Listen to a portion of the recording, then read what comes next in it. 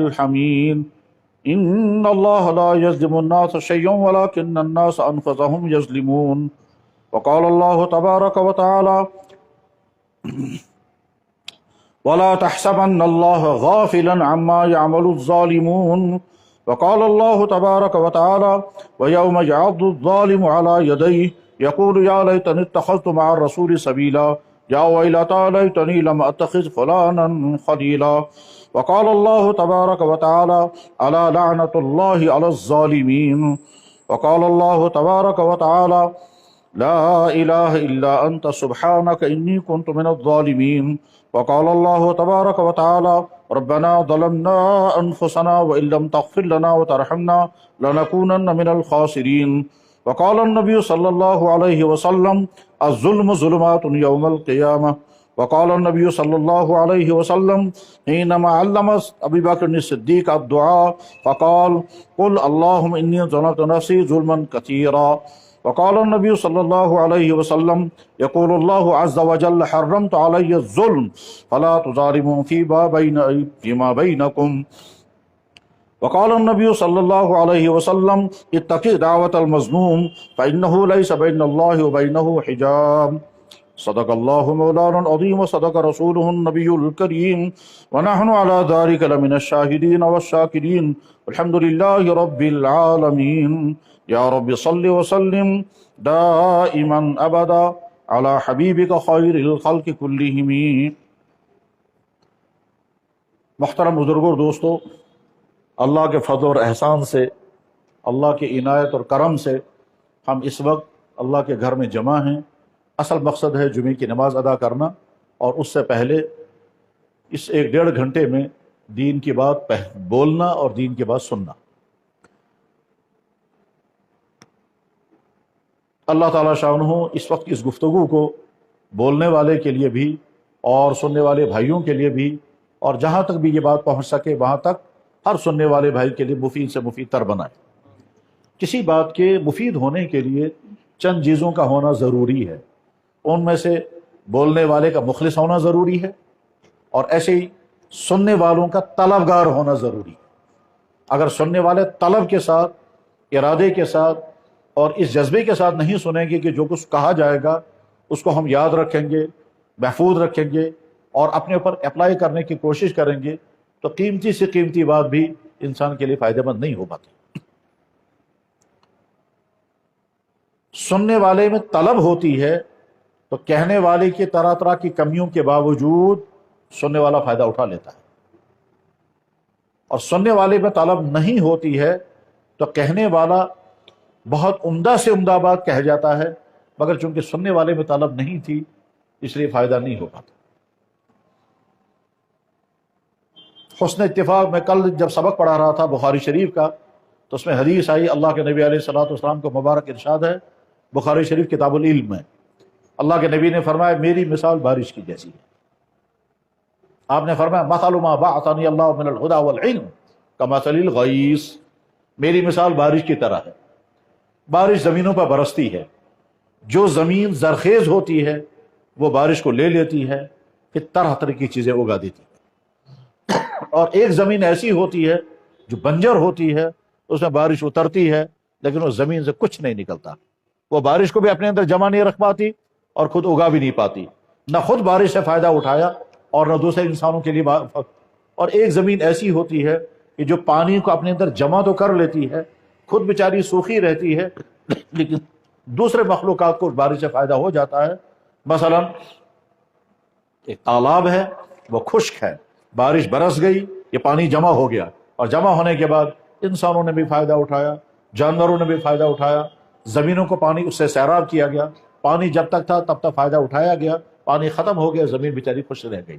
تو 3 قسم کی مثالیں آپ نے دی کہ زمینوں 3 قسم کی ہوتی ہیں. بارش برسے گی، زمین زرخیز ہوگی، قسم قسم کی چیزیں اگا دے گی. قسم نمبر 1. قسم نمبر 2، زمین پانی کو اپنے اندر جمع رکھے گی، خود تو کوئی فائدہ نہیں اٹھا پائے گی تالاب کی شکل میں، لیکن دوسروں کو فائدہ پہنچا دے گی. اور قسم نمبر 3، وہ والی زمین کی جس پہ بارش برسی وہ بنجر تھی، بارش پانی برس گیا اور برسنے کے بعد چلا گیا، وہ زمین ویسی کی ویسی صدیوں سے ہے، آئندہ بھی ایسی رہے گی. آپ نے فرمایا میں اپنا دین پیش کر رہا ہوں، ایسے بھی لوگ ہوں گے میرے دین کو سنیں گے، قبول کریں گے، جذب کریں گے، عمل کریں گے، دوسروں کو فائدہ پہنچائیں گے، اور ایسے بھی لوگ ہوں گے کہ جو دین قبول کریں گے، خود تو عمل نہیں کریں گے لیکن دوسروں کو فائدہ پہنچا دیں گے، اور ایسے بھی لوگ ہوں گے جو نہ قبول کریں گے نہ سنیں گے، محروم کے محروم رہیں گے۔ اللہ کرے یہ گفتگو بولنے والے کے لیے بھی اور سننے والوں کے لیے مفید ہو، لیکن بولنے والے کے لیے بھی ضروری ہے کہ وہ اپنے اندر اخلاص پیدا کرے کہ مجھے اگر بولنا ہے تو اس لیے نہیں کہ مجھے کوئی شہرت چاہیے، کوئی واہ واہ سننی ہے، کوئی پیمنٹ لینی ہے، کوئی فیس لینی ہے، ایسا نہیں ہے۔ صرف اللہ کا جتنا دین تھوڑا بہت پڑھا یا سنا یا سیکھا ہے وہ اللہ کے بندوں تک پہنچ جائے، اور اس جذبے کے ساتھ کہ ہم بھی عمل کرنے والے بنیں اور سننے والے بھی عمل کرنے والے بنیں، اور جب انسان عمل کرتا ہے اس کے فائدے دنیا اور آخرت میں یقینی ہیں، یقینی اور طے۔ نیتوں کا ہمیشہ صحیح ہونا ضروری ہے، انما الاعمال بالنیات۔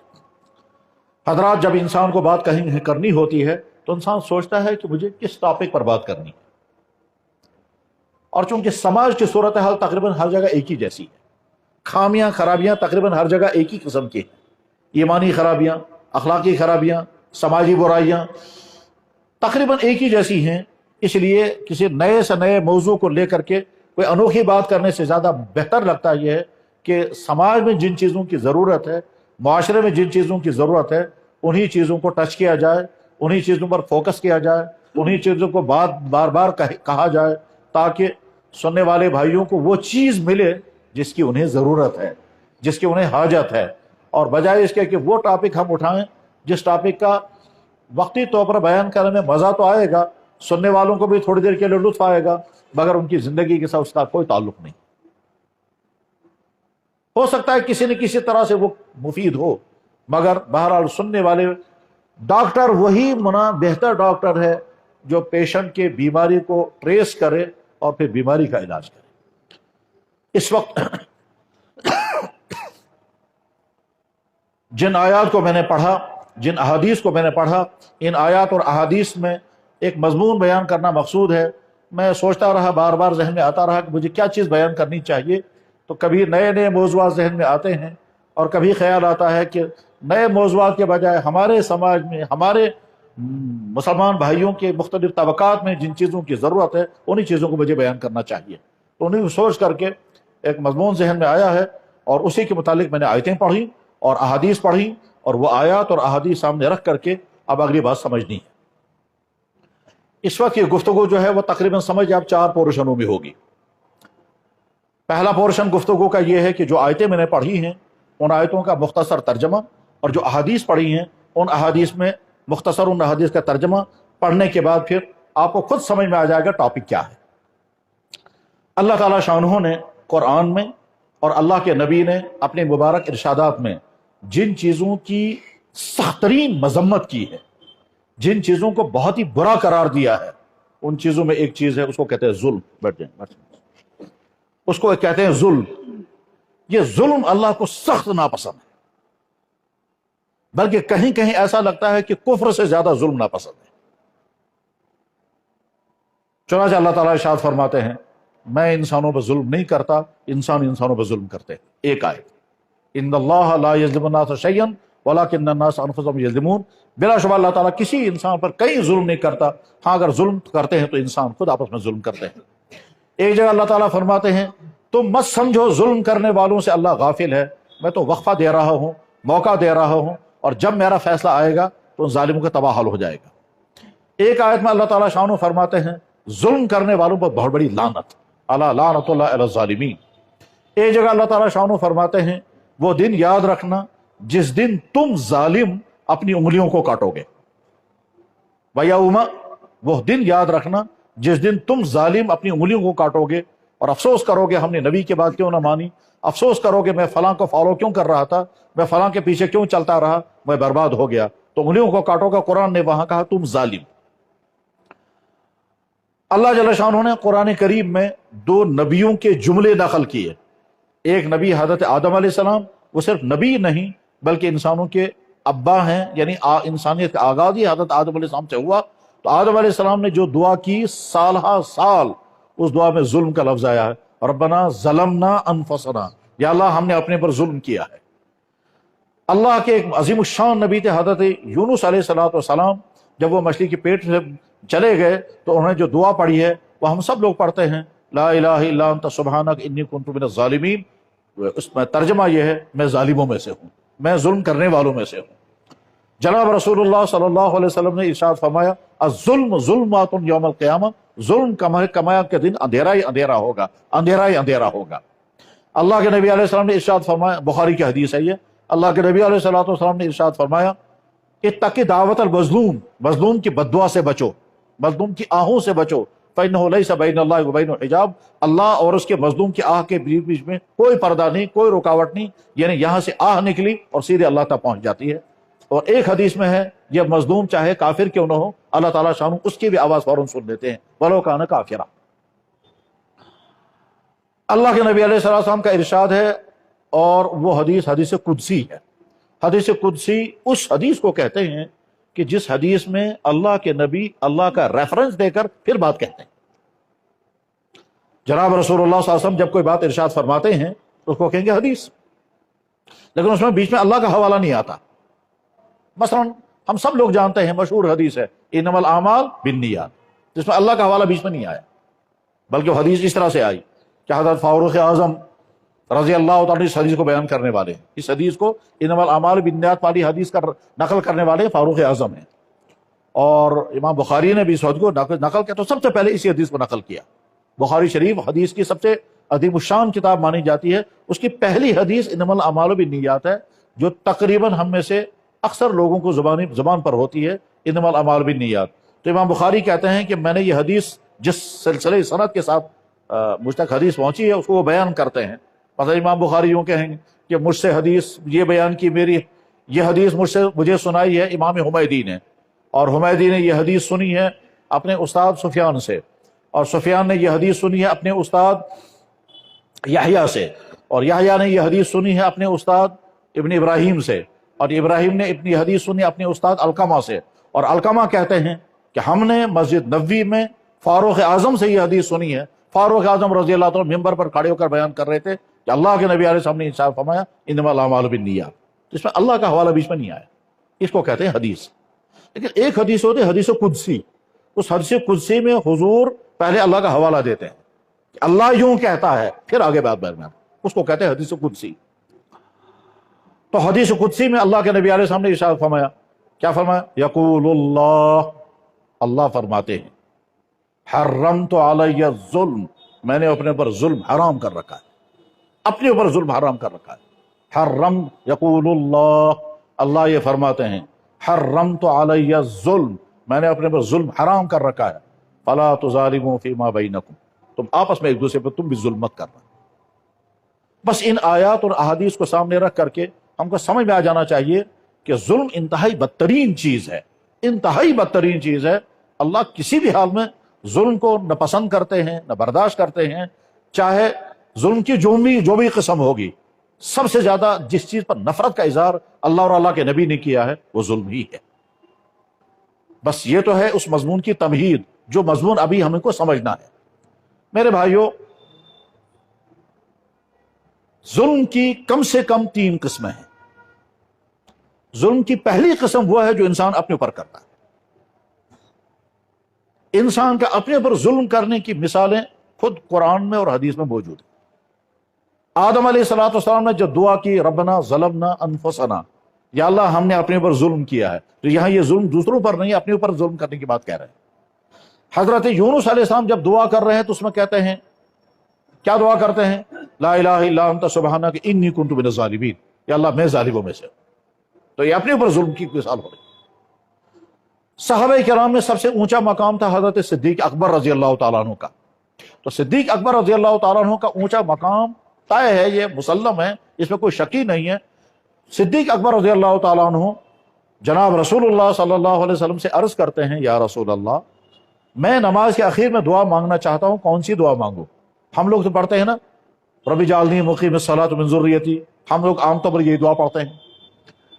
کچھ لوگ ربنا آتنا فی الدنیا حسنہ پڑھتے ہیں، یہ بھی صحیح ہے۔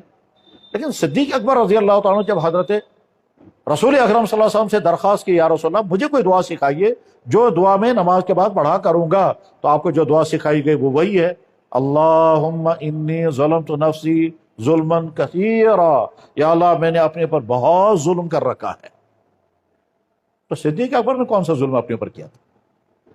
وہ تو الگ بحث ہے، لیکن گویا ظلم کی ایک قسم وہ ہے جو انسان اپنے اوپر کرتا ہے. اپنے اوپر ظلم کرنے کی کے سلسلے میں مجھے بس آخری بات یہ کہنی ہے، اس کے بعد آگے اگلی بات آئے گی. قرآن میں اللہ تعالیٰ شان و ارشاد فرماتے ہیں کہ تم ظالم قیامت کے دن اپنی انگلیوں کو کاٹو گے. تو تم ظالم سے مراد وہ نہیں ہے کہ تم نے دوسروں پر ظلم کیا ہوگا، بلکہ تم ظالم سے مراد وہ ہے جنہوں نے اپنے اوپر ظلم کیا ہوگا.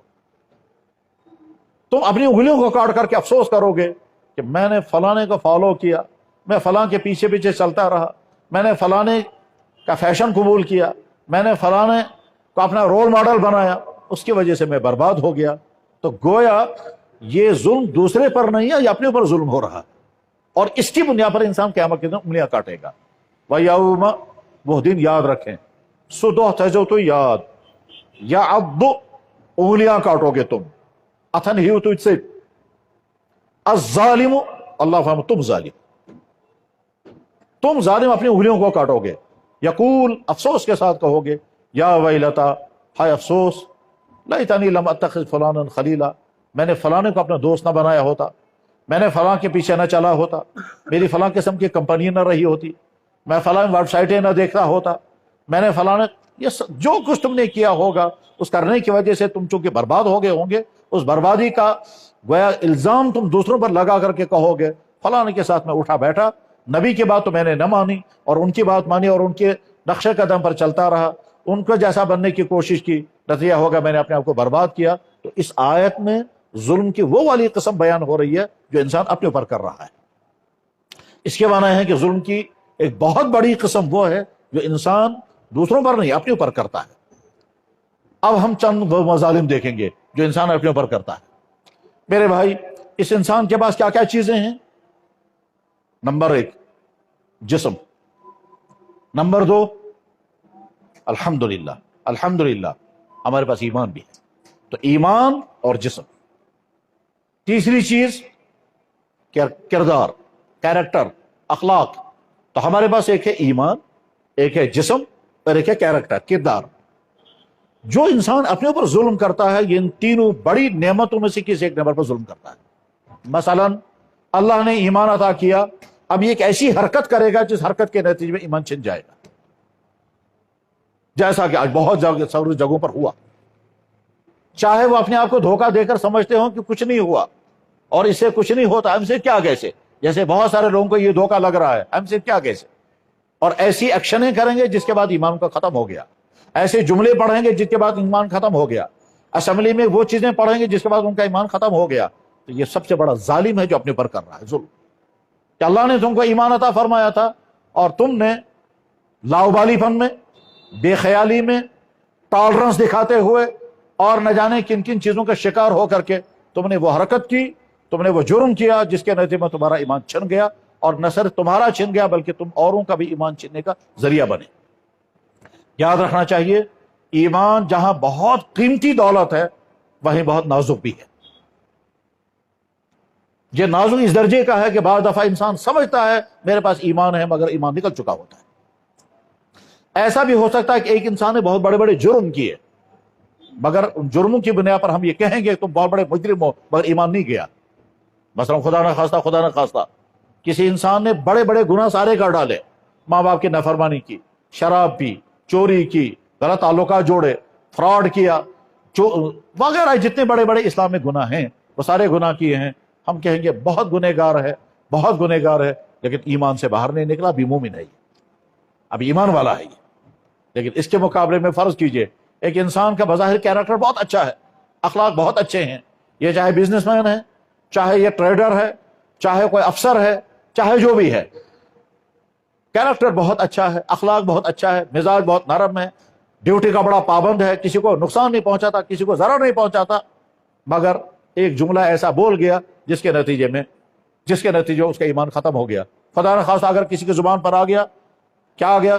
کہتے ہیں اللہ تعالیٰ بہت رحم کرنے والا ہے، مجھے تو نہیں لگتا وہ رحم کرنے والا ہے، اس انسان کو ایسی حالت کر دی، کہاں ہے خدا کر رہے ہیں.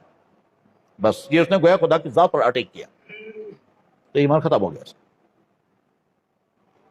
اس نے اللہ کی ذات کے بارے میں جو کمنٹس کیے اس کے بعد پھر اس کا ایمان ختم ہو گیا. وہ تو نہیں سمجھے گا میرا ایمان ختم ہو گیا، اس کے گھر والے، اس کے پولیس نہیں سمجھیں گے ایمان ختم ہو گیا، اس کے دائیں بائیں جتنے لوگ ہیں وہ بھی سمجھیں گے چپ مسلمان ہی، مگر حقیقت کے اندر سے ایمان ختم ہو چکا ہے. قرآن میں اللہ تعالیٰ شانو فرماتے ہیں وَمِنَ النَّاسِ مَن يَقُولُ آمَنَّا بِاللَّهِ وَبِالْيَوْمِ الْآخِرِ وَمَا هُم بِمُؤْمِنِينَ. بہت سارے وہ لوگ ہیں جو سمجھتے ہیں کہ ہم مومن ہیں مگر وہ مومن نہیں ہیں. اور یہ اللہ جل شانو اس وقت بیان فرمایا جب مکہ مکرمہ میں مدینہ طیبہ میں اللہ کے نبی کے ساتھ دائیں بائیں لوگ کھڑے تھے. کن کے بارے میں کہا گیا؟ یہ منافقین کے بارے میں کہا گیا. وہ سب ظاہر کرتے تھے ہم مسلمان ہیں، دعویٰ بھی کرتے تھے، ایمان والا ہونے کے ناطے، ظاہری ایمان والا ہونے کے ناطے تمام ایمانی کاموں میں شامل بھی رہتے تھے، حتیٰ کہ بڑے اہم ترین سفروں میں وہ موجود رہے اور بڑے فخر کے ساتھ کہتے تھے جناب آپ تو اللہ کے نبی ہیں.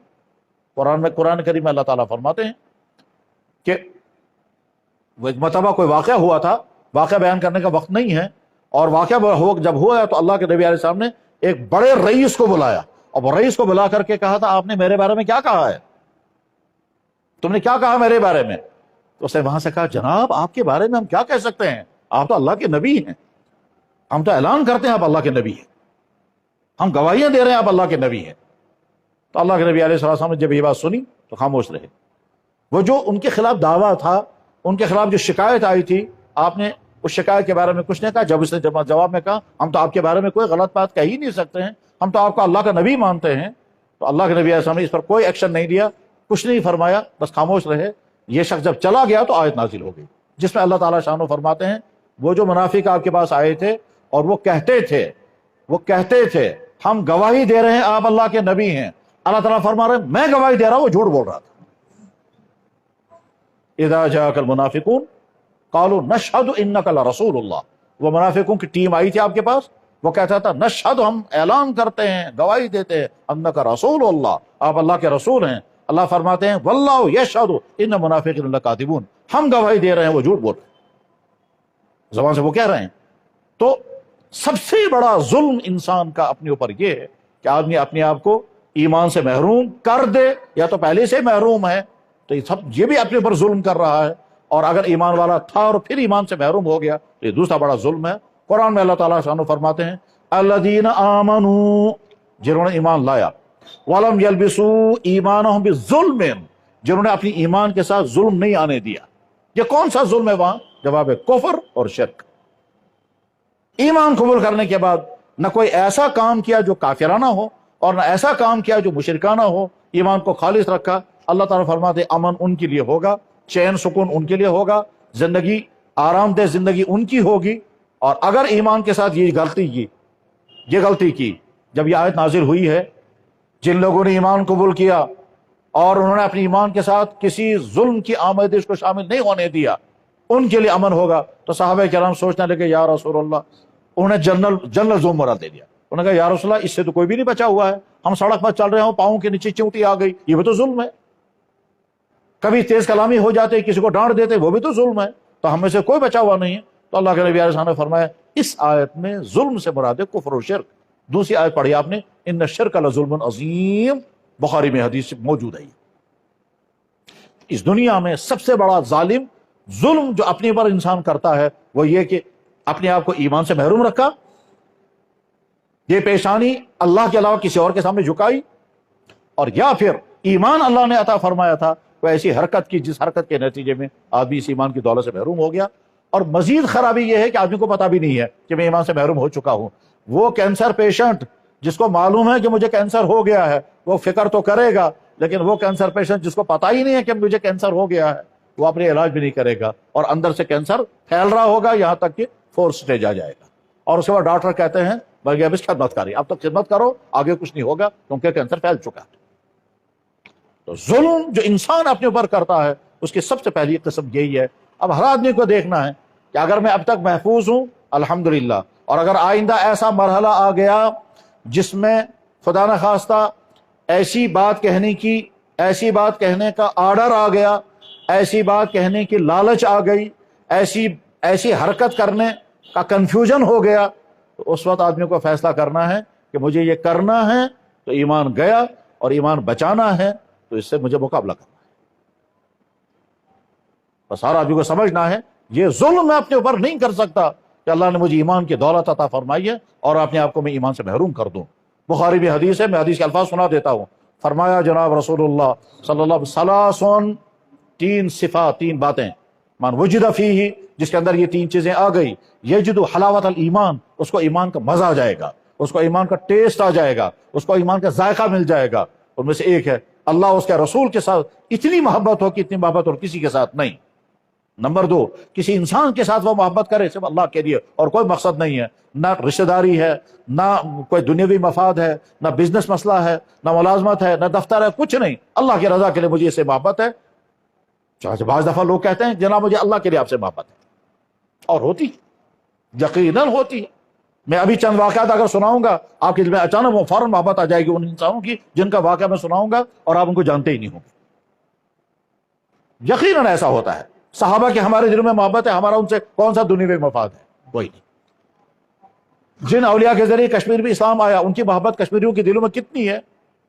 اس لیے کہ ان کا احسان ہم تو غرض ہے کہ صرف اللہ اس کے رسول کی محبت۔ تیسری چیز، ثلاثن، تین باتیں جس آدمی کے اندر ہوں گی، یجد حلاوت الایمان، اس کو ایمان کا مزہ آئے گا، اللہ اس کے رسول کے ساتھ سب سے زیادہ محبت ہو، کسی انسان کے ساتھ محبت کرے مگر اللہ کے رضا کے لیے، اور تیسری چیز وہ ہے سمجھنے کی ہے کیا، یکرہ ان یعود الی الکفر کما یکرہ ان یقذف فی النار، کفر کی طرف جانا اس کو اتنا برا لگتا ہو، کفر کی طرف جانے کی اس کے دل میں اتنی نفرت ہو جیسے آگ میں گرنے کی نفرت ہے۔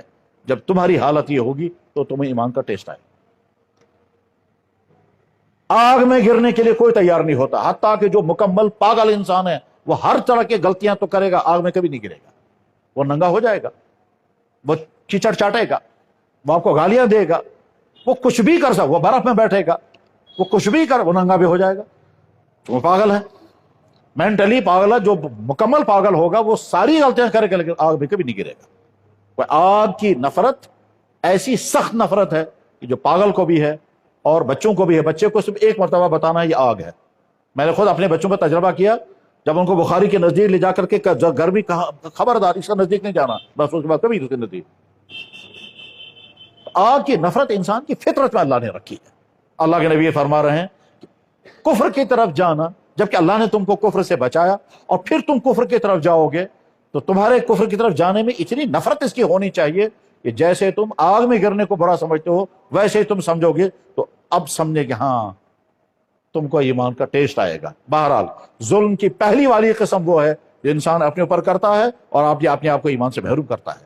اب ہر آدمی کو جو جس جگہ ہے، جو جس پلیٹ فارم پر ہے، جو جس ادارے میں ہے، جو جس فورم میں ہے، جو جس جگہ ہے، چاہے کوئی سکول میں ہے، کسی دفتر میں ہے، کسی سڑک پر ہے، کہیں بھی ہے، ہر آدمی کو دیکھنا ہے کہ میں اپنی زبان سے اور اپنے حرکتوں سے کوئی ایسی چیز نہیں کروں گا جس کے نتیجے میں میرا ایمان چھن جائے۔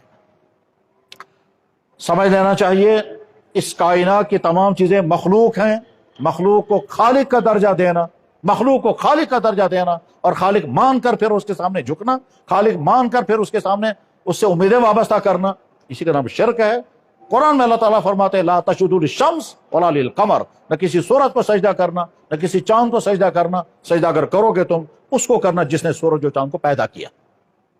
اس لیے ایمان والا نہ کبھی سوریہ نمسکار کرے گا، ایمان والا نہ کبھی دھرتی ماتا کہے گا، ایمان والا نہ کسی جانور کو پوجے گا، ایمان والا نہ کسی کیڑے مکوڑے کو خدا مانے گا، ایمان والا صرف ایک اللہ کو مانتا ہے۔ اس کے علاوہ باقی تمام مخلوقات ہیں سب اللہ کے سامنے بے بس ہیں۔ تو ظلم کی پہلی اور بدترین قسم وہ ہے کہ جو انسان اپنی ایمان کے باوجود آدمی کو اس کفر کا شکار بنا دے۔ ظلم کی دوسری قسم جو انسان اپنے اوپر کرتا ہے، اللہ نے یہ جسم عطا کیا اور یہ جسم مکمل جسم ہے، اس میں کوئی کمی نہیں رکھی، ویسے اللہ تعالیٰ شان و دون انسانوں کو دکھانے کے لیے کسی انسان کا ابنارمل بے بھیجتا ہے دنیا میں، تاکہ باقیوں کو سمجھ میں آ جائے کہ تم کو جو نعمت میں نے دی ہے اس کو دیکھ کر کے نعمت کی قدر کرو۔ دنیا میں اندھے بھی آتے ہیں، وہ اندھے مشکلات کی زندگی برداشت کرتے ہیں، وہ اصل بیناؤں کے لیے ہے۔ تم سمجھو اللہ نے تم کو نابینا نہیں بنایا، ورنہ اس بیچارے کا حال دیکھو کیا ہے، تمہارا حال بھی یہی ہوتا۔ تو نابینا انسان خاموش زبان میں کہتا ہے اے آنکھ والو اپنی آنکھوں کی قدر کرو. مجھے یاد ہے میں ایک دفعہ ایک نابینا سے ملا، حسن اتفاق وہ نابینا تھے، عالم تھے، حافظ تھے، قاری تھے، بہترین شاعر تھے اور نابینا تھے. تو میں نے ان سے کہا قاری نور اللہ ان کا نام تھا. قاری نور اللہ آپ نے سنا آپ شاعری بھی کرتے ہیں؟ کہنے لگا ہاں. میں نے کہا کوئی شعر سنائیے. تو قاری نور اللہ جو نابینا تھے وہ گزر بھی گئے. اچھا قرآن کا ایسا حافظ کہ الف لام میم سے والناس تک پڑھا اور کہیں اٹکے نہیں. عالمی مقابلے حسن قرات میں شرکت کی تو فرسٹ نمبر پر آ گئے اور نابینا انسان، اور ماں کے پیٹ سے نابینا دنیا میں آئے. تو جب میں نے ان سے کہا کہ شعر سنائیے تو اس نے شعر کیا سنایا؟ وہ شاعری کرتے تھے، کشفی کے تخلص کرتے تھے. کہتے ہم سے کیا گلا ہے ایک کشفی، ہم تو نابینا ہی ٹھہرے. یا ہم تو نابینا ہے ایک کشفی، ہم سے کیا گلا ہے تمہیں، تم نظر والوں میں بھی میں نے بصیرت کی کمی پائی. تم نظر والوں میں نے بصیرت کی. تو یہ جو خدا اس کا تو کیا کرانی غلطی؟ یعنی مثلا اللہ نے یہ پورا جسم عطا کیا، نہ اندھا بنایا، نہ بہرا بنایا، نہ پاگل بنایا، نہ ابنارمل، پورا جسم. وہ انسان جو اپنی جسم کو برباد کرے گا وہ ظلم کر رہا ہے اپنے اوپر. لہذا ڈرگز، غلط تعلقات، افیئرس، غلط چیزیں کھانا، اپنی صحت کو برباد کرنے کی جتنی حرکتیں ہیں وہ سب اس ظلم میں آتی ہیں. وہ اللہ تعالیٰ فرمائیں گے میں نے تو تجھے پورا جسم دیا تھا، تو کیا کھلا کھلا کر اپنے جسم کو برباد کر رہا ہے؟ تو کیسے اپنی یہ صحت کو تباہ کر رہا ہے؟ میں نے تجھے سونے کے لیے رات دی تھی، تو رات بھر فیس بک پر رہ کر کے اپنی صحت کو بھی تباہ کر رہا ہے، اپنا پیسہ بھی برباد کر رہا ہے، اپنا مائنڈ سیٹ بھی خراب کر رہا ہے. میں نے تجھے صحت دی تھی اور اس صحت میں اچھے خیالات رکھے تھے، لیکن تو غلط سوسائٹی میں جا کر کے برے خیالات. تو ہر انسان دیکھے کہ میں اپنے جسم پر ظلم تو نہیں کر رہا ہوں. دنیا میں انسان سموکر بن کر نہیں آیا، دنیا میں انسان شرابی بن کر نہیں آیا، دنیا میں انسان ڈرگز کرنے والا بن کر کے نہیں آیا. اسی دنیا میں انسان یہ ساری چیزیں اور ظلم کرتا ہے اپنے اوپر. یہ اپنے اوپر ظلم کی دوسری بدترین قسم ہے کہ انسان اپنی صحت کو تباہ کرتا ہے. چنانچہ جو لوگ ان تباہی خرابیوں کا شکار ہو گئے، جب آپ ان کو دیکھیں گے اور ان کی حالت دیکھیں گے تو اس وقت سمجھ میں آتا ہے اب تو اس کی زندگی بھی برباد اور اس کی آخرت تو ہے ہی برباد. کیونکہ وہاں کے لیے کچھ کر نہیں سکے گا.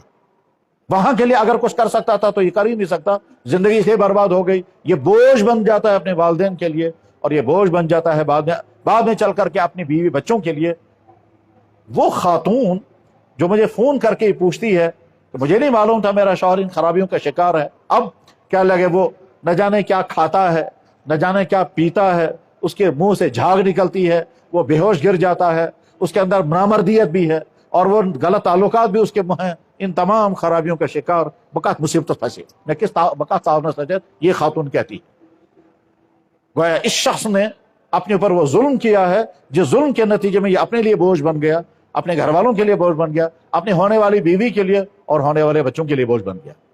مجھے ایک لڑکا فون کر کے کہتا ہے کیا اجازت مل سکتی ہے کہ ہم اپنے باپ کو زہر دے کر مار دیں؟ تو میں نے کہا کیوں؟ کہنے لگا ہم کو زندگی ہو گئی اس کی برائیاں دیکھتے دیکھتے، اور ان برائیوں میں کیا کیا برائیاں، ان میں سے ایک شراب پینا بھی ہے. غرض یہ کہ اللہ نے یہ جسم ہمیں عطا فرمایا ہے، یہ ہمارے پاس امانت ہے. اس جسم پر ظلم مت کرو. انسان اپنے آنکھوں کا غلط استعمال کر رہا ہے یا اپنے آنکھوں پر ظلم کر رہا ہے؟ انسان اپنے کانوں کا غلط استعمال کر رہا ہے یا اپنے پر ظلم کر رہا ہے؟ انسان غلط چیزیں اپنے پیٹ میں بھر رہا ہے، اس پر ظلم کر رہا ہے. فرمایا جناب رسول اکرم صلی اللہ علیہ وسلم نے، بخاری میں حدیث ہے، اللہ کے نبی نے فرمایا قبر میں سب سے پہلے تمہارا پیٹ پھٹے گا، تو دیکھو اس پیٹ کے اندر کیا کیا تم بھر رہے ہو. کہ ایک جگہ فرمایا گیا کہ انسان اپنے پیٹ کی بدبو سے اتنا تنگ آئے گا کہ اور کسی چیز سے تنگ نہیں آئے گا، مگر چونکہ قبر میں جان نہیں ہوگی اس لیے بدبو سے تو، ورنہ انسان کے جسم میں اس قدر بدبو. اور فرمایا یہ ساری بدبو تو جس معدے کے ذریعے سے تمہارے اندر بدبو پیدا ہو جائے گی، دیکھتے رہو اس معدے میں تم کیا بھر رہے ہو. وہ انسان جو اپنے آپ کو حرام دولت کھلا رہا ہے وہ ظالم ہے. وہ جوان جو اپنی جوانی کو غلط کاموں میں استعمال کر رہا ہے وہ ظالم ہے اور ظلم کر رہا ہے اپنے اوپر. وہ اللہ فرما رہے تم اپنے پر ظلم مت کرو، میں نے تو تمہارا پورا جسم دیا ہے، اس میں کوئی کمی میں نے نہیں رکھی، کوئی کمی نہیں رکھی. ہمارے یہاں ایک بزرگ تھے، ان بزرگ نے دیکھا ان کے پاس وہ کشمیری اخروٹ لے کر کے گیا. اس نے بچے سے کہا اخروٹ توڑ کر کے لاؤ. اس بچے نے سوچا آپ کہاں توڑنا، اور دانتوں سے توڑنے لگا. انہوں نے کہا استغفر اللہ استغفر اللہ. بھائی اللہ نے دانت دیے ہیں، دانتوں سے اخروٹ توڑنا دانتوں پر ظلم ہے. اللہ. غرض یہ کہ اپنے جسم کا غلط استعمال اور اپنے جسم کو غلط چیزیں استعمال کروانا یہ ظلم ہے، اس ظلم سے اپنے آپ کو بچاؤ۔ وہ نوجوان جو ان تمام خرابیوں سے بچے ہوئے ہیں وہ شکر پڑھیں، اور اگر کوئی نوجوان اس طرح کی کسی خرابی میں مبتلا ہو چکا ہے تو آج توبہ کر لیں اور اپنے جسم پر ہونے والے اس اپنے ظلم سے اپنے آپ کو بچا لیں۔ اور اگر آپ بچانے میں کامیاب ہو گئے تو آپ کی اگلی زندگی صحیح ہو، اور اگر آپ نے آپ کو بچانے میں کامیاب نہیں ہوئے تو سمجھ لیں اس وقت تو جوانی کے جوش میں آپ کچھ دنوں تک کرتے رہیں گے اور آگے آپ کار پہ گھٹنے بیٹھ جائیں گے، آپ کسی کام کے قابل نہیں رہیں گے۔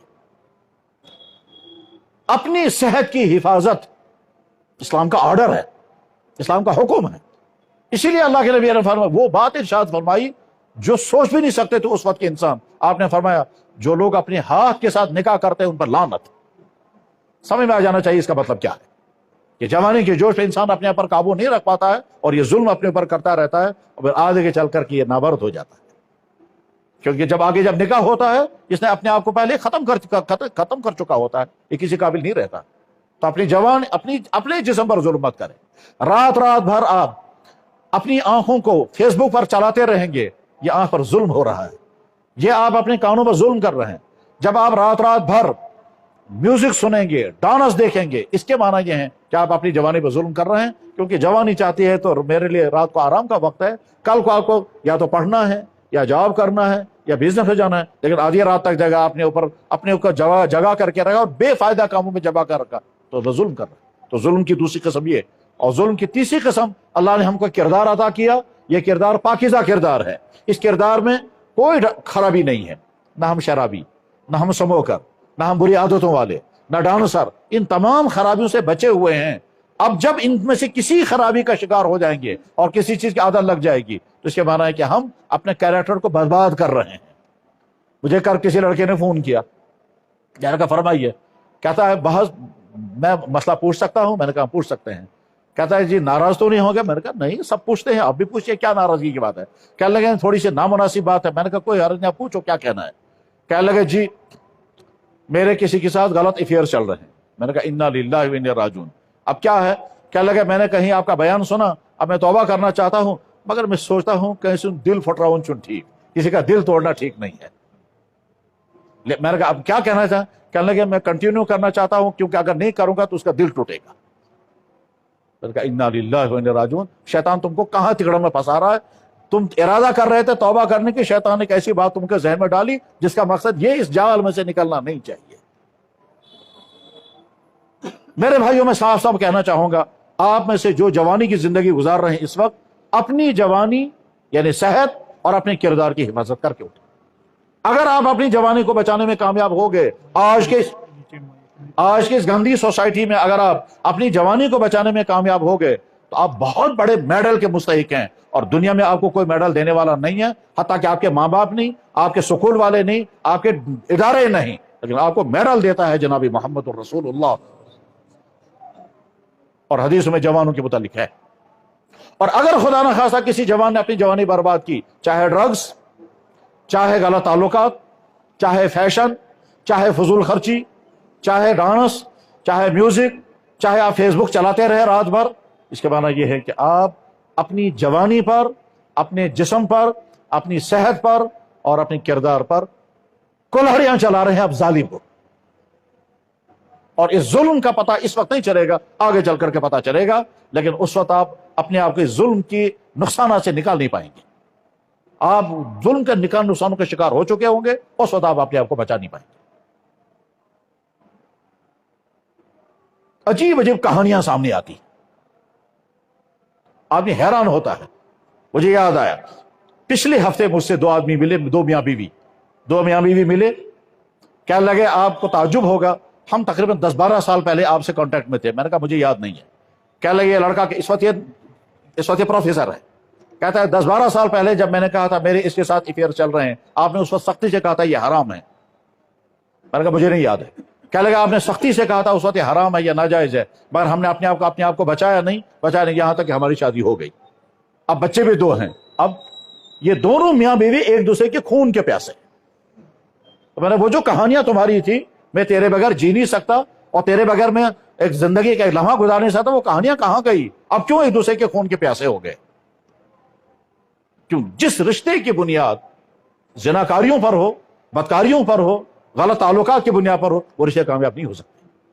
خیر، تو میں صاف صاف یہ عرض کرنا چاہوں گا میرے تمام وہ نوجوان عزیز جو یہاں سن رہے ہوں گے، جن تک یہ بات پہنچتی ہوگی، میں اگر اپنے احساسات سامنے لانا چاہوں، میں یہ کہوں گا کہ میں اگر آپ کو نہیں جانتا، مگر اس کے باوجود مجھے آپ سے بہت محبت ہے، بہت ہی زیادہ محبت ہے، اس لیے کہ جن ماں باپوں کے تم بچے ہو وہ ماں باپ میرے دینی بھائی بہن ہیں۔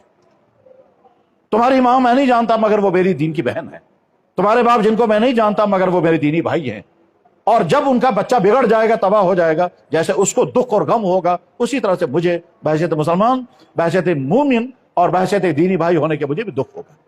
اور جیسے کوئی ایمان والا پسند نہیں کرے گا میرا بچہ بگڑ جائے، وہ یہ بھی پسند نہیں کرے گا کہ کوئی بھی امت کا بچہ بگڑ جائے۔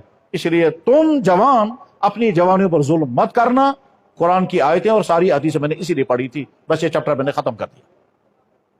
ظلم کی دوسری قسم وہ ہے کہ جو انسان دوسروں پر کرتا ہے، اس ظلم سے تو ساری دنیا بھری ہوئی ہے، اس ظلم سے ساری دنیا بھری ہوئی ہے، جس کے بارے میں اللہ کے نبی علیہ السلام نے فرمایا من ضار ضارہ اللہ، جو دوسرے کو ضرر پہنچائے اللہ اس کو کہاں چھوڑے گا، اس کو بھی ضرر پہنچا کر کے رکھے گا۔ جس کے بارے میں اللہ کے نبی علیہ السلام نے فرمایا اللہ یہ فرماتے ہیں میں نے اپنے اوپر ظلم حرام کر رکھا ہے، تم بھی ایک دوسرے پر ظلم مت کرنا۔ جس کے بارے میں اللہ کے نبی فرماتے ہیں اتق دعوت المظلوم، مظلوم کی بددعا سے بچو، اس لیے کیا مظلوم کی آہ اور اللہ کے فیصلے میں کوئی دیر نہیں، یہ فوراً آسمانوں پر پہنچ جاتی ہے۔ یہ حدیث بخاری میں ہے، اس میں الفاظ اس طرح سے اتقی، بچنا، دعوت المظلوم، مظلوم کی آہ سے، آہ کو تک ظلم کربے، فَإِنَّهُ لَيْسَ بَيْنَ اللَّهِ وَبَيْنَهُ حِجَابٌ، اللہ اور اس کے آہ کے درمیان کوئی رکاوٹ نہیں ہے۔ اور یہ حدیث ایک اور جگہ پر آئی ہے مگر وہ بخاری میں نہیں ہے، وہ دوسری کتاب میں ہے، غالباً مسند احمد ابن حنبل یا کس میں ہے، اس میں یہ لفظ ہے مظلوم کی بددعا سے بچنا، چاہے وہ مظلوم غیر مسلم کیوں نہ ہو، چاہے وہ لوگ کافر، یار کافر میں تم ظلم مت کرنا۔ اس سلسلے میں ہمارا دین کہاں تک پہنچتا ہے کہ اللہ اکبر۔ ایک دفعہ ایک صاحب مجھے ملے، کہنے لگا جناب میں یہ ڈسکشنوں میں جاتا ہوں اور وہاں غیر مسلم لوگ ہمیں کہتے ہیں تم ہمیں کافر کہتے ہو اور یہ کہتے ہو وہ کہتے ہو، تو میں نے کہا اچھا میں ایک حدیث سناتا ہوں، آپ اس اپنے ڈسکشن میں حدیث کو بولو۔ کہنے لگا کیا؟ میں نے کہا جناب رسول اللہ صلی اللہ علیہ وسلم نے فرمایا، لیکن کیا فرمایا وہ بعد میں سننا، پہلے سمجھو۔ مسلم سوسائٹی ہے، مسلمان ملک ہے، مسلمان میجارٹی ہے، اور وہاں کوئی غیر مسلم یا وہیں کا باشندہ ہے، یا بزنس کر رہا ہے، یا جاب کر رہا ہے، یا ویزا پر آیا ہوا ہے، مسلم میجارٹی کے اندر ایک غیر مسلم ہے۔ یہ مسلمان یہ سمجھیں کہ ایک غیر مسلم ہے، ہم جو چاہیں اس کے ساتھ کر سکتے ہیں، اس کی جان کو، اس کے مال کو، اس کی عزت کو نقصان پہنچائیں گے، ہمیں کون پوچھے گا، کیونکہ اکثریت ہماری ہے۔ اس ماحول میں اس غیر مسلم پر یہ جو زیادتی ہو رہی ہے، اس زیادتی کے متعلق اب سنیں آپ اللہ کے نبی کیا فرماتے ہیں۔ فرمایا جناب رسول اللہ صلی اللہ علیہ وسلم نے اگر مسلمان اس طرح کی اس غیر مسلم پر زیادتی کرے جس کی میں نے شکل بتائی، جو شکل میں نے بتائی اس کو ذہن میں رکھیں کہ مسلمانوں کی میجارٹی ہے، غیر مسلم یہاں یا تو ویزا پر آیا ہوا ہے یا یہیں کا باشندہ ہے، اس کے باشندہ اور یہیں کا رہنے والا ہے، یہاں کا سٹیزن ہے، مسلم مسلمانوں کی اکثریت ہے، مسلمانوں کا ماحول ہے یا مسلمانوں کا ملک ہے، اور یہ اس غیر مسلم پر ظلم کریں، اس کے جانی ظلم، اس پر مالی ظلم کریں، تو اللہ کے نبی علیہ السلام کیا فرما رہے ہیں؟ قیامت کے دن میں اللہ کے بارگاہ میں کھڑے ہو کر عرض کروں گا یا اللہ ان مسلمانوں نے اس غیر مسلم پر ظلم کیا، اور میں اس غیر مسلم کی طرف کھڑا ہو جاؤں گا۔ یہ انسان جو سن رہا تھا یہ آسمان سے تو حضور، میں نے کہا ہاں اللہ کے نبی نے یہ فرمایا۔ تو غرض کسی دوسرے پر ہم سے کوئی ظلم نہیں ہونا چاہیے، لہذا والدین اپنی اولادوں پر ظلم نہ کریں، اولادیں اپنے والدین پر ظلم نہ کریں، شوہر اپنی بیویوں پر ظلم نہ کریں، بیویاں اپنے شوہروں کے حق تلفیاں نہ کریں، بھائی اپنے بھائیوں پر ظلم نہ کریں، دکاندار اپنے کسٹمر پر ظلم نہ کرے، کسٹمر دکاندار پر ظلم نہ کرے، افسر اپنے ماتحتوں پر ظلم نہ کریں، کلیگ اپنے کلیگوں پر ظلم نہ کریں، پڑوسی پڑوسیوں پر ظلم نہ کریں، وکیل کلائنٹس پر ظلم نہ کریں، ڈاکٹر پیشنٹوں پر ظلم نہ کریں، ادارے اداروں پر ظلم نہ کریں، قومیں قوموں پر ظلم نہ کریں، ملک ملکوں پر ظلم نہ کریں۔ اسلام کا میسج یہ ہے، کوئی کسی پر ظلم نہ کرے۔ اللہ کے نبی یہی چاہتے تھے जनाब रसूलुल्लाह सल्लल्लाहु अलैहि वसल्लम ने जो सोसाइटी खड़ी की थी, उस सोसाइटी में कोई किसी पर जुल्म करने वाला नहीं था, कोई किसी पर जुल्म करने वाला नहीं था। और उस सोसाइटी के नक्शे अगर देखने होंगे तो सिद्दीक अकबर, फारूक आजम, उस्मान गनी और हजरत अली करमल्लाहु ताला वजह रजी अल्लाह ताला अन्हुम के निज़ाम हुकूमत को देखें, कोई किसी पर जुल्म करने वाला नहीं, कोई किसी पर जुल्म करने वाला नहीं। अजीब अजीब वाक़यात हैं जो इस इंसानी बस्ती में अनोखे वाक़यात हैं, उजूबे हैं। हज़रत फारूक आज़म अमीरुल मोमिनीन थे, अमीरुल मोमिनीन, और आधी दुनिया पर उनकी हुकूमत चल रही थी। एक दफ़ा मदीना तैयबा के एक जंगल से गुजर रहे थे, वहाँ जंगलात तो नहीं है, वहाँ सहरा है। तो मदीना तैयबा के सहरा से गुजर रहे थे, इत्तेफाक से उनका गुलाम जो साथ था वो पीछे रह गया या वो आगे चला गया। तो आगे देखा एक आदमी बकरियां चरा रहा है, उस बेचारे को नहीं मालूम ये अमीरुल मोमिनीन है। तो हज़रत अमीरुल मोमिनीन फारूक आज़म ने सोचा मैं इसको चेक करूंगा। चाचा तशरीफ ले गए, फरमाया भाई साहब मैं मुसाफिर हूँ, भूखा हूँ, मुझे बकरी का दूध निकाल कर पिला दो। उसने कहा बकरी मेरी नहीं है, वो मालिक की बकरी है, मैं उसके मालिक की इजाजत के बगैर कैसे तुम्हें दूध पिला सकता हूँ। फारूक आजम ने कहा मालिक को क्या पता चलेगा। उसने कहा मैं नहीं पिला सकता दूध मालिक की इजाजत के बगैर। फारूक आजम ने कहा चलो फिर मैं दूसरी शक्ल बताता हूँ, मुझे भी फायदा होगा तुमको भी फायदा होगा। उसने कहा क्या? कहा बकरी तुम मुझे बेच दो, मैं तुम्हें पैसा दूंगा, पैसा तुम्हारी जेब में, बकरी मेरी, बकरी का दूध मैं पीऊंगा, मेरे लिए हलाल होगा क्योंकि बकरी मेरी है, तुमको जेब में पैसा मिलेगा। उसके बाद अगर मालिक तुमसे आकर पूछेगा मेरी वो बकरी कहाँ गई, तुम कहना भेड़िया खा गया। भेड़िया तो खाता ही रहता है, बकरी वो तो होता ही रहता है।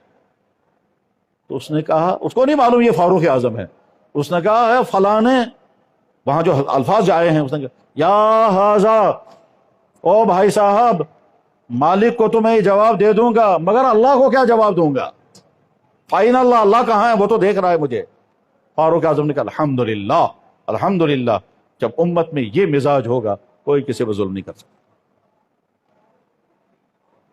गरज ये कि दूसरों पर जुल्म किसी भी तरह से, कुर्सी को इंसान जरिया बनाता है जुल्म करने का, जवानी को इंसान जुल्म जरिया बनाता है जुल्म करने का, पावर को इंसान जरिया बनाता है जुल्म करने का, अथॉरिटी हाथ में उसके जरिए इंसान जुल्म करता है।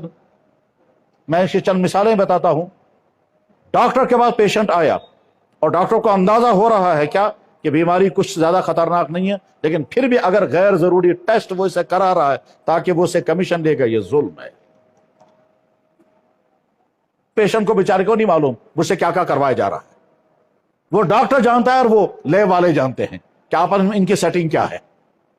मास्टर में राइज बहुत कम डॉक्टर बचे हुए हैं और मुबारक है उनको जो बचे हुए होंगे, वरना तो अक्सर डॉक्टर के पास पेशेंट पहुंच गया, उसने सोचा यहां अगर मैं इलाज करूंगा तो यहां कोई ज्यादा मुझे पैसा नहीं मिलेगा, उसको बहाना करके कहता है फला आप प्राइवेट हॉस्पिटल में आएंगे वही मैं इलाज करूंगा क्योंकि वहां उसको अलग से फीस लेनी वगैरह।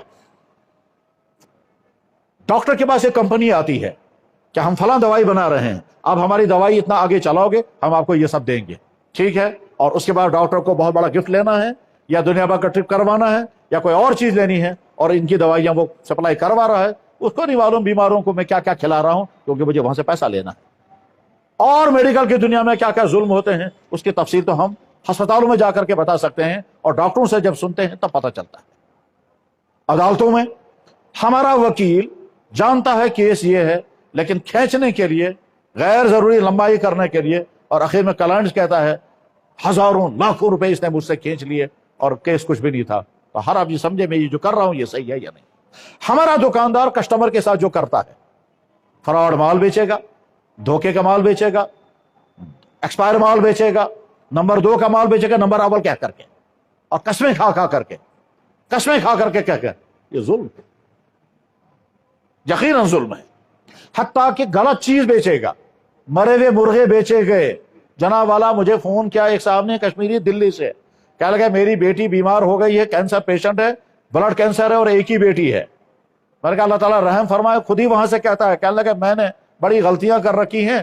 तो आप गलतियां सुना रहा है वो, कहने लगे मैं साल तक जम्मू से आने वाली पोल्ट्री मुर्गे मरे हुए होते थे और हम उनको गर्दन काट करके और तीर निकाल करके होटलों को सप्लाई करते थे और होटल वाले खिला रहे लोगों को, चला तंदूरी चिकन खा रहे लोग और ये मरे हुए थे।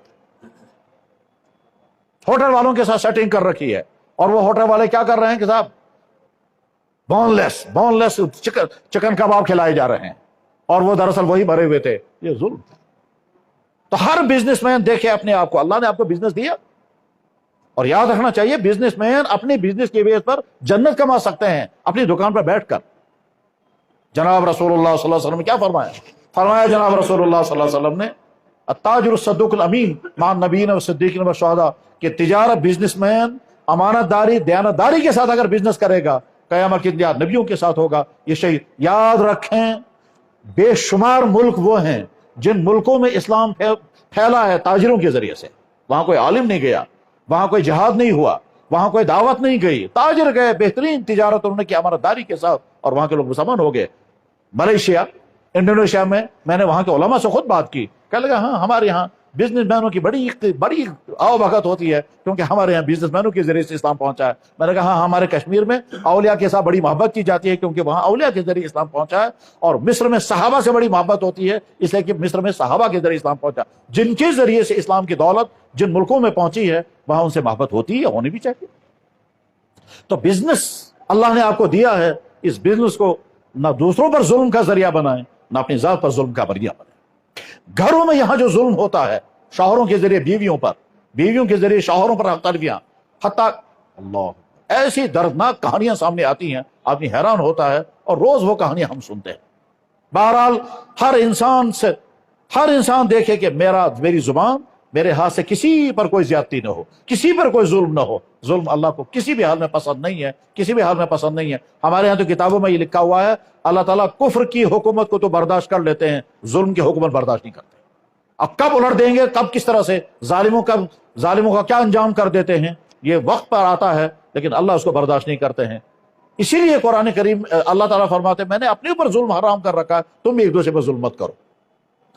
میرے بھائی اب جس سلسلے میں اسلام اتنا حساس ہے, اتنا حساس کہ چھوٹی چھوٹی باتوں کو بھی کہتے ہیں یہ بھی مت کرنا. جناب رسول اللہ صلی اللہ علیہ وسلم نے فرمایا قران مت کرنا. بخاری میں حدیث ہے, امام بخاری نے ظلم کا باب لکھا, مظالم کا بیان, کیسے کیسے ظلم سماج میں ہوتے ہیں. ان مظالم کے بیان میں ایک حدیث نقل فرمائی, نہى النبی صلی اللہ علیہ وسلم عن القران, اللہ کے نبی علیہ السلام نے قران کرنے سے منع فرمایا, قران کرنے سے منع فرمایا. اللہ کے نبی نے قران کرنے سے منع, تو قران کو سمجھ نہیں قران کیا چیز ہے. اب دیکھیں کتنی چھوٹی سی چیز ہے, قران کرنے سے منع فرمایا, کتنی چھوٹی سی چیز ہے. دو آدمی بیٹھ کر کھجوریں کھا رہے ہیں, فرض کیجئے کھجور میں 10 پیس ہے, 10 پیس. تو اگر ایک آدمی 2 ایٹ اے ٹائم اٹھا لے گا, 2 پیس ایک ساتھ اٹھائے گا اور کھائے گا, تو لاسٹ میں کیا ہوگا, اس نے 6 کھائے, اس نے 4 کھائے. یہ جو 2 اس نے ایک ساتھ اٹھا لیے اس نے ظلم کیا. تو اللہ کے نبی فرمایا خبردار یہ غلطی مت کرنا. اس پر بھی اللہ کے نبی نے سخت منع کیا, خبردار یہ غلطی مت کرنا. یہ ہم دونوں بیٹھ کر کھجوریں کھا رہے ہیں, 10 پیس پلیٹ میں ہیں, ظاہر ہے ایک ایک کھائیں گے تو 5 اس کو آئیں گے, 5 اس کو ملیں گے. لیکن میں نے کیا کیا, 2 ایک ساتھ اٹھا لیے, 2 ایک ساتھ اٹھا لیے. اٹھانے کے بعد پھر کیا کیا, کیا لگا صاحب میں نے 2 ایک ساتھ اٹھا لیے, اب اس کے بعد لاسٹ میں کیا ہوگا, میں نے 6 کھا لیے, اس نے 4 کھائے, تو میں نے ایک جو زیادہ کھایا. اللہ کے نے فرمایا ظلم. فرمایا نہى النبی صاحب عن القران, میں حوالہ دے رہا ہوں بخاری شریف کتاب المظالم, اس میں یہ حدیث موجود ہے. اور جہاں کتاب الاکل والشرب کھانے پینے کا بیان, اس چیپٹر میں بھی یہ حدیث موجود ہے. اللہ کے نبی اس کو بھی برداشت نہیں کر رہے کہ آپ 2 پیس کھائیں گے. یہ کہاں پرانے کشمیری کہا کرتے تھے جب یہ ترامی میں بیٹھ کر کھاتے تھے, تو پرانے زمانے میں, آج تو نہیں ہوگا یہ, پرانے زمانے میں کیا کہتے تھے, وہ جو تقسیم کرنے والا گوشت والا ہوتا تھا تو ہڈی اس کو دیتا تھا, گوشت خود رکھتا تھا. ٹھیک, ماز گو پانس اڑیس گئے ہمس. خیر یہ تو میں لطیفے کر, میرے بھائی ہمارا دین اس سلسلے میں اتنا حساس ہے تو کسی پر, اسی لیے اللہ کے نبی علیہ السلام نے فرمایا سڑکوں پر مت بیٹھا کرو. فرمایا ایاکم والجلوس فی الطرقات, خبردار سڑکوں پر بیٹھا کرو, کیونکہ گزرنے والوں پر یہ ظلم ہے, گزرنے والوں کو تکلیف ہوگی. ٹریفک قوانین آج ہیں, آج ٹریفک والوں نے قوانین بنائے, ہمارے نبی نے 1400 سال پہلے ٹریفک قوانین بتائے تھے. سڑکوں پر مت بیٹھنا, راستے بند مت کرنا, تکلیف مت دینا. بلکہ یہ بھی فرمایا اگر تمہیں سڑکوں میں بیٹھنے, بلکہ جناب رسول اللہ صلی اللہ علیہ وسلم یہاں تک فرمایا بخاری میں حدیث, سبحان اللہ, آپ نے فرمایا اللہ نے ایک انسان کو اسی پر مغفرت کر دی کہ اس نے سڑک میں پڑا ہوا کانٹا اٹھا دیا, اور دائیں بڑھ کر دیا تاکہ گزرنے والوں کو کانٹا نہ چبھ جائے، اللہ نے فرمایا اسی پہ تیری مغفرت۔ ہم گاڑیاں کھڑی کریں گے، مال سڑکوں میں لگائیں گے، ٹھیک، پارکنگ بنائیں گے، اور اس کے بعد خود بھی اگر ایک انسان دیکھ رہا ہے ٹریفک رکا ہوا ہے اور ہم نے اپنی گاڑی آگے نکالی اور آگے نکالنے کے بعد اور ٹریفک رک گیا، یہ بھی ظلم ہے۔ اگر مسلمان سمجھے اور ٹھیک ان اصولوں پر زندگی گزارے تو رحمت ہی رحمت ہے۔ اللہ نے بہت بڑی نعمت ہمیں عطا فرمائی، یہ پانی۔ کشمیریوں کا ظلم ہے اس پانی پر، یہ ساری گندگی اسی پانی میں ڈال رہے ہیں۔ اللہ کے نبی نے کیا فرمایا؟ فرمایا اتقوا الملائن الثلاثہ، 3 لعنت کا حقدار بننے والی چیزوں سے اپنے آپ کو بچانا، ان 3 کام غلطیوں سے اپنے آپ کو بچانا جس کی وجہ سے تم پر لعنت آ جائے گی، اور ان میں سے ہے البراز فی الطریق، راستوں میں پاخانہ کرنا، وفی الماء، اور پانی میں پاخانہ کرنا۔ جناب والا یہ جہلم، یہ ڈل آپ کو معلوم نہیں ہوگا شاید، اور اگر نہیں معلوم ہے تو پڑھیں جا کر کے۔ ایک زمانہ تھا ڈل میں 300 قسم کی مچھلیاں تھیں کیونکہ پانی صاف تھا، اور آج مشکل سے 3 قسم کے باقی ساری ختم ہو گئی، کیونکہ سارے ہوٹلوں کا اور سارے ہاؤس بوٹوں کا سارا گندا پانی اسی پہ جا رہا ہے، تو پانی آلودہ ہو گیا۔ آلودہ ہونے کے نتیجے میں وہ بہت بڑا سرمایہ ختم ہو رہا ہے۔ یہ جہلم جس جگہ سے نکلتا ہے اس پانی کی اتنی ویلیو ہے، اتنی قیمت ہے کہ جہانگیر بادشاہ جب بیمار ہوا تھا اور ڈاکٹروں نے اس سے کہا تھا کہ آپ کو 6-7 گھنٹے پانی میں بیٹھنا ہے، تو ڈھاکہ سے لے کر کابل تک ان کی حکومت چل رہی تھی۔ حکیموں نے ڈیسائیڈ کیا کہ کشمیر کے پانی میں اس جہانگیر کو بٹھائیں گے، 6-7 گھنٹے وہاں سے احتیاط ہو جائے گا۔ چانچو کو کشمیر لایا گیا اور یہاں ڈل میں اس کو بٹھایا کرتے تھے، اور کبھی وہاں ویر ناگ میں جا کر کے پانی میں یہاں تک بٹھاتے تھے، وہ تالاب جو ہے وہ اسی لیے ہے۔ 6-7 گھنٹے جہانگیر بادشاہ یہاں پانی میں رہا ہے۔ آج کے پانی کی صورتحال کیا ہے؟ ویری ناگ سے جہلم نکلتا ہے صاف شفاف اور ہماری بستیوں سے گزرتا ہے، پھر اسلام آباد، پھر کانت ناگ، پھر شہر سری نگر، پھر آگے سوپور۔ پانی کا کیا حال کر دیا گیا ہے، یہ ظلم ہے۔ اللہ کے نبی نے فرمایا لعنت آئے گی تم پر، چنانچہ سارا ڈرینیج اسی پانی میں ڈالا جا رہا ہے، اب پی نہیں۔ اللہ حفاظت فرمایا۔ میں کبھی کبھی سوچتا ہوں اگر پانی اللہ نے واپس لے لیا تو یہاں پانی آئے گا کہاں سے؟ ان خطوں کو دیکھیں دنیا کے جن ملکوں میں پانی نہیں ہے۔ پانی نعمت ہے، پانی حیات ہے، پانی زندگی ہے۔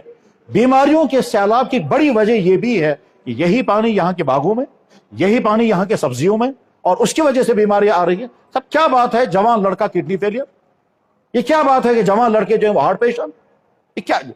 جو بیماریاں بڑھاپے میں آتی تھی وہ آج جوانیوں میں آ رہی ہیں۔ اس کی بہت ساری وجہوں میں سے ایک بڑی وجہ یہ ہے غلط غذائیں، اور وہ غلط غذائیں جیسے باہر سے آ رہی ہیں غلط غذائیں، وہ ابھی میں تھوڑا سا اس کا ٹچ کروں گا۔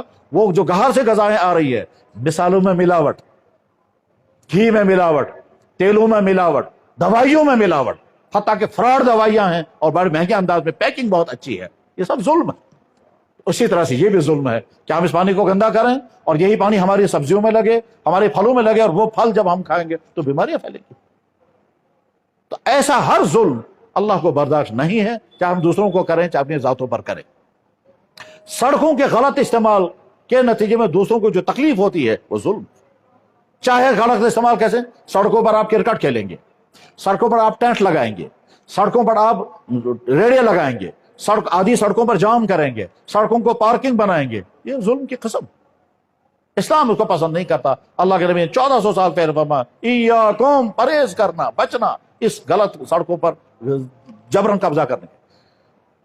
جناب والا یہاں تک کتابوں میں لکھا ہوا ہے کہ نیشنل پارک جہاں سارے لوگ جا کر تفریح کے لیے بیٹھتے ہیں، وہاں پالیتھین پھینکنا، گند مچانا یہ ظلم ہے، کیونکہ آپ چاہتے تھے یہاں صفائی، ٹھیک ہے جب آپ گئے تب صفائی تھی، جب آپ یہاں سے اٹھ کے جا رہے ہیں آپ نے صفائی نہیں رکھی ہے، تو اس کا مطلب آپ کے بعد جو آنے والا ہے وہ کہے گا خبر کم، اس کی بھی صفائی کرنی چاہیے۔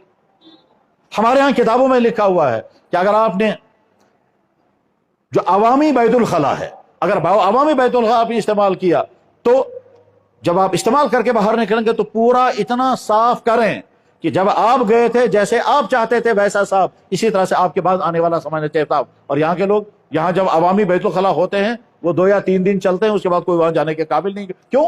ہم نے ان پر ظلم کیا، اس کو خراب کر دیا۔ یہی وجہ ہے کہ جناب اڈوں میں لوگ ڈھونڈتے رہتے ہیں بیت الخلا کہاں کریں گے، اور جا کے مسجدوں میں کرتے ہیں لوگ۔ بہرحال ظلم کی جتنی شکلیں ہیں ان تمام شکلوں سے اپنے آپ کو بچائیں اور اپنے آپ کو بچانا ضروری. اسی میں اللہ کے نبی علیہ السلام فرمایا بات جانتے ہو تم غریب انسان کون ہے؟ صحابہ کرام نے کہا یا رسول اللہ جس کے پاس روپیہ پیسہ نہیں ہے وہ غریب ہے. آپ نے فرمایا نہیں، غریب وہ ہے، مفلس وہ ہے. قیامت کے دن آئے گا، کسی کو ستایا ہوگا، کسی کے پیسے ہڑپ کیے ہوں گے، کسی کو کچھ کیا ہوگا، اللہ تعالیٰ فرمائیں گے اس کو یہ دے دو، اس کو یہ دے دو، اس کو یہ دے دو، اور خالی ہو جائے گا. میرے بھائیوں، اپنی ایمان کی حفاظت اور سمجھیں ہم کس حالات میں اور خطرات کیا کیا ہیں، اور اس ایمان کی حفاظت میں ذہن میں لائیں اور پڑھیں کہ ایمان کی دولت اور اسلام کی دولت ہمیں کیسے آئی ہے. کون وہ اللہ کے نیک بندے تھے جن نیک بندوں نے اپنے ملکوں کو چھوڑا اور اپنے ملکوں کو چھوڑ کر یہاں اس کفرستان میں آئے اور اسلام کی دعوت پیش کی، اور یہاں کے لوگوں نے اپنی رضامندی سے دین حق قبول کیا. دین حق قبول کیا، نہ ان پر کبھی کوئی پریشر تھا، نہ دباؤ تھا، نہ لالچ تھا، کچھ نہیں تھا. یہاں کے لوگوں نے اپنی رضامندی سے حق دین قبول کیا اور اپنے آپ کو اس دلدل سے، کفر و شرک کے دلدل سے نکالا. اب ایسا نہ ہو کہ ہم اپنی نادانی کی وجہ سے، اپنی کمزوری کی وجہ سے، یا کسی غلط فہمی کی بنا پر اس ایمان سے ہاتھ دھو بیٹھے. اس میں بہت سارے لوگوں کو دھوکے لگ رہے ہیں، بلکہ نوبت بہت آگے تک جا چکی ہے اپنی ایمان کے. اور اگر کوئی آدمی اپنی ایمان کی حفاظت کرنے میں کامیاب نہیں ہوگا تو سب سے بڑا ظلم اس کا اپنی ذات پر ہوگا اور کس پر. نمبر 2، اللہ نے ہم کو صحت عطا کی ہے، اس صحت کی حفاظت کریں، ورنہ تو اپنے پر ظلم. اللہ نے ہم کو کردار عطا کیا ہے، اس کی حفاظت کریں. پھر جن انسانوں کے ساتھ ہمارا لیزان ہے والدین کے ساتھ، لیزان ہے بیوی بچوں کے ساتھ، رہنا سہنا اپنے پڑوسیوں کے ساتھ ہے. اپنے کسی انسان کا کسی پر کوئی ظلم نہ ہو. انسان اپنے بھائی کو عدالتوں میں گھسیٹتا ہے اور وہاں اس کے ذریعے سے پیسہ کھینچ لیتا ہے، بلکہ ایسا بھی پایا گیا کہ صاحب بھائی نے بھائی پر ظلم کیا، عدالتوں میں کیس پہنچایا گیا، اور اس کے بعد پھر جتنا بھائی کا حق تھا اس سے زیادہ عدالت نے خرچ کیا، مگر بھائی کو اپنا حق نہیں دیا. حتیٰ کہ یہاں یتیموں کا مال کھا جاتے ہیں خود. میرے پاس ایک صاحب آئے، یتیم خانہ چلا رہے ہیں اور اپنے گھر میں یتیم بچہ ہے. وہ یتیم بچہ جو ہے اس کی پراپرٹی خود دبا رکھی ہے. وہ یتیم بچہ درخواست لے کر کے آ گیا کہ جناب چچا جان جو ہے وہ میری وراثت مجھے نہیں دے رہے ہیں. اب جب ان کے بلایا تو پتا چلا یہ تو یتیم خانہ چلا رہے ہیں. یہ یتیم خانہ چلا رہے ہیں یا یتیم خانے کے عنوان پر ظلم ہو رہا ہے. جب کوئی قوم ظلم کرتی ہے اپنے ماحول کے اندر تو پھر اللہ تعالیٰ شانو کبھی قسم کے سزا، ان سزاؤں میں سے ایک سزا یہ بھی ہوتی ہے کہ ظالم مسلط کر دیے جاتے ہیں. وہ تم جو اپنے لیول پر تم کر رہے ہو وہی تم کو اوپر سے کیا.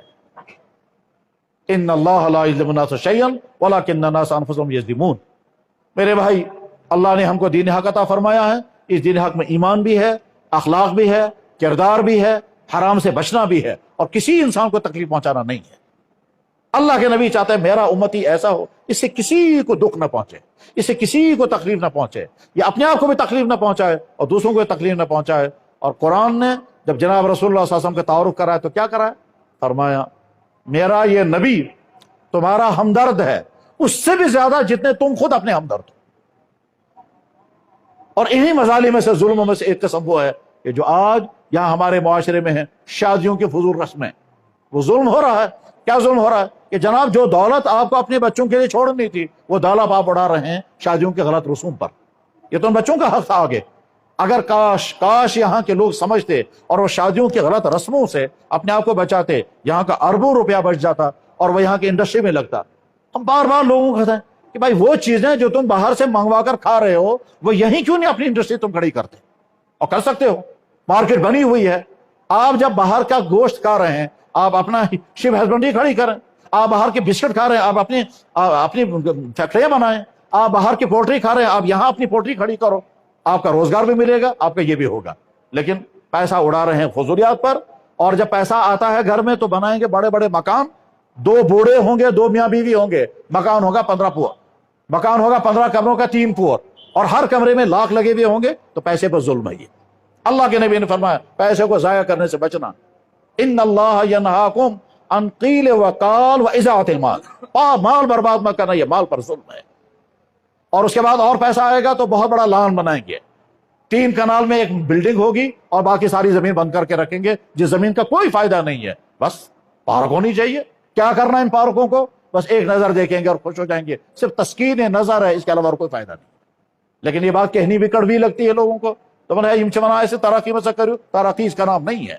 ہم نے بمبئی میں دیکھا ارب پتی لوگ 3 کمروں میں رہتے ہیں، ایک ایک کمرے میں، جیسے ٹرین کے اندر وہ برتھ ہوتے ہیں ایسے ایک ایک کمرے میں رہتے ہیں اور اربوں روپے کمانے والے ہیں.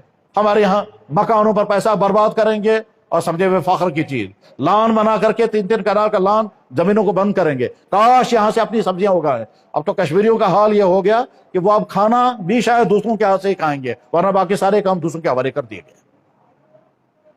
میرے بھائی، بیدار ہونے کی ضرورت ہے، اور بیدار ہونے کے معنی ہے کہ اپنا ایمان، اپنا کردار، اپنا اخلاق، اپنا بزنس، آپ جہاں ہیں آپ کے ذریعے ظلم نہیں ہونا چاہیے. اور اس میں سب سے اہم ترین پارٹ جو ہے وہ یہاں کے دفتروں میں پائے جانے والے ہمارے افسروں سے لے کر چپراسوں تک ان افراد کا ظلم ہے جو آپس میں بھی ایک دوسرے پہ وہ کرتے ہیں اور عوام پر بھی کرتے ہیں، رشوتوں کے ذریعے، کام ٹالنے کے ذریعے، قانون کے غلط اپلائی کے ذریعے، اور لوگوں کو نچاتے کیا کیا ظلم کرتے ہیں. اور عجیب بات یہ ہے، یہ کرتا ہے دوسروں پر ظلم، اس پر کسی اور دفتر میں ظلم ہوتا ہے. اس کی شکایت کرے گا، خود کرسی پر بیٹھ کر جو کرتا ہے وہ سمجھ میں نہیں آتا. اور یہ تب تک بات سننے کو تیار نہیں، جب ریٹائر ہو کر باہر آ جاتا ہے تب وہ زمین پر پہنچتا ہے، تب اسے پتا چلتا ہے میں نے کیا کیا کیا. اور اس کی سزا بھی بعض دفعہ بڑی عجیب لگتی ہے. ایک صاحب مجھے ملے یہیں شہر میں، کہنے لگا میں ایک ایسی مصیبت میں ہوں جس کا آپ تصور بھی نہیں کر سکیں گے. میں نے کہا اللہ تعالیٰ رحم فرمائے، کیا دلیل؟ کہتا ہے جناب میں جو ہے شام کو سونے لگتا ہوں تو مجھے یاد آتا ہے میں نے دفتر میں یہ بھی کیا، یہ بھی کیا، یہ بھی کیا. اب اللہ تعالیٰ مجھ سے پوچھیں گے، پھر خیال آتا ہے اللہ تو بعد میں پوچھیں گے. وہ آدمی اگر مجھے کبھی سامنے آ گیا جس کے ساتھ میں نے یہ کیا تو میں اس کو کیا جواب دوں گا؟ کہتا ہے یہ جو ہی خیال آتا ہے میری نیند اکھڑ جاتی ہے، ساری رات جاگتا رہتا ہوں، اور جب نیند نہیں کرتا ساری رات جاگتا ہوں تو اس کی وجہ سے ڈپریشن ہو گیا. تو بس جو ہی شام کو سوتا ہوں یہی خیال آتا ہے. میں نے کہا ہاں یہ وہی ظلم ہے جو تم نے دفتر میں کیا ہے، اور اب اسی ظلم کی چھوٹی سی سزا اللہ نے تم پر مسلط کی ہے. یادوں کی پریشانیاں، کہ پرانا یاد آتا ہے میں نے دفتر میں کیا کیا کیا، اور یاد کی بنا پر تمہاری نیند اڑ گئی ہے. کہہ لگا نیند اڑ گئی ہے، معدہ بھی کام نہیں کر رہا ہے، تو طرح طرح کی بیماریوں میں پھنس گیا اس ظلم کی وجہ سے. بھائیو، ظلم کرنے سے بچو. اپنی زبان کو استعمال مت کرو ظلم کے لیے، اپنے ہاتھوں کو استعمال مت کرو ظلم کے لیے، اپنی جوانی کو استعمال مت کرو ظلم کے لیے، اپنے دولت کو استعمال مت کرو، اپنی کرسیوں کو استعمال مت کرو ظلم کے لیے. ویسا بنو جیسا ہمارا نبی چاہتا تھا. ہمارا نبی رحمت، وہ چاہتا تھا میرا امتی رحمت ہی رحمت بننا چاہیے. وآخر دعوانا ان الحمد للہ رب العالمین برحمتک یا ارحم الراحمین. پڑھیں درود شریف اور مختصر سی دعا کریں.